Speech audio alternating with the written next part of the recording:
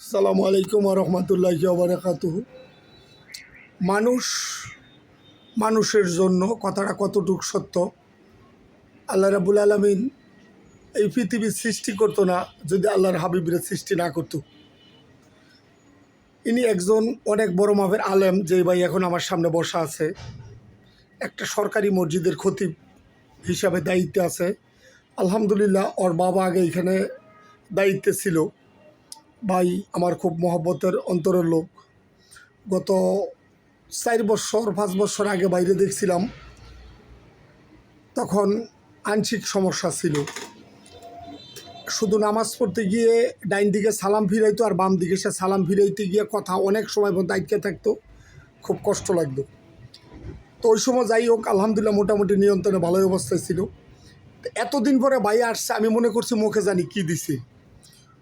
এই যে কথা বলতেছে, এর জিব্বার মধ্যে মনে হয়েছে কিছু দিয়ে রাখছে। এখন সে কথা বললে জিব্বায় কামড় লাগে, জিব্বা বলড়ায় যায়, মাঝে মধ্যে জিব্বা বের হয়ে যায়।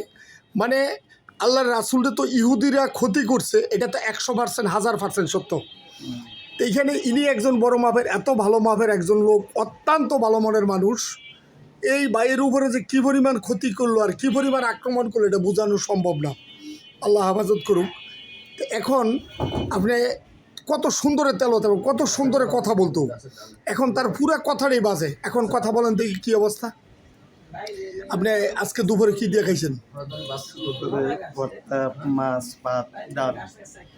আর এমনিতে এই সমস্যাটা কয়দিন ধরে ভোগ করতেছেন? 4-5 মাস যাবৎ বেশি। আগে শুধু নামাজ হইতো। আগে শুধু নামাজ হইতো, এখন দিনের রাইতে সবসময়। হ্যাঁ, সবসময় এখন সব সময়। তাইলে এখন এই যে সমস্যাটা, যে লোকটা আপনার ক্ষতি করতেছে, তার আপনি কি করতে চাইতেছেন? তার জন্য এমন ক্ষতি হয়ে যায়। তার এটা তো অসহ্য বিরক্তি বলতেছেন। দীর্ঘদিন ধরে তো চেষ্টা করছেন, বহু জায়গায় তো গেছেন, বাংলাদেশের বহু জায়গায় গেছেন, যেটা আমাদের জন্য জানার অনেক কষ্ট, বা অনেক অনেক অনেক অনেক উপরে মাপের জায়গার মধ্যে আপনি গেছেন, অনেক চেষ্টা করছেন। তো এই অবস্থা থেকে তো সুস্থ হইতে পারেন নাই না। এখন যদি আল্লাহ আপনার সুস্থ করে দেয়, জবান যদি ক্লিয়ার হয়ে যায়, তাহলে আল্লাহর দরবারে শুকরিয়া আদায় করবেন, আমার জন্য নামাজ পড়ে দোয়া করবেন না?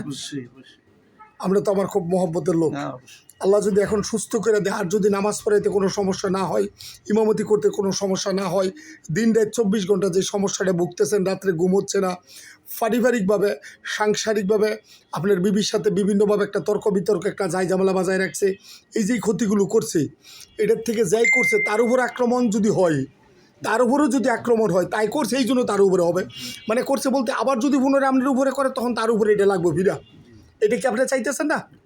তো আল্লাহ যেন এটা থেকে হেফাজত করে, আল্লাহ যেন বাঁচায় রাখে, এবং আর যেন ক্ষতি না করতে পারে, আল্লাহ যেন রহমত করে। এই কাজটা আপনার আমি এখন করে দিব ইনশাল্লাহ।